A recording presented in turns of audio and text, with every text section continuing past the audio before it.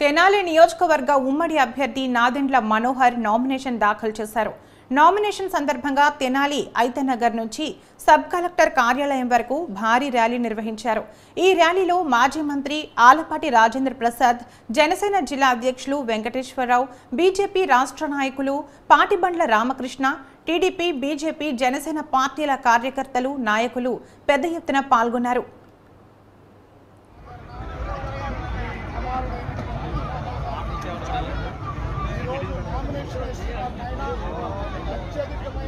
ఎక్కడ దుష్టుని కలిపి లేకుండా చేయండి. చూపండి నేను దాసుడిని నాదెండ్ల మనోహర్ గారిని మీ హస్తాల్లో భద్రపరచమని గొప్ప కార్యం జరిగిందని యేసు నామములో ప్రార్థిస్తున్నాము తండ్రి.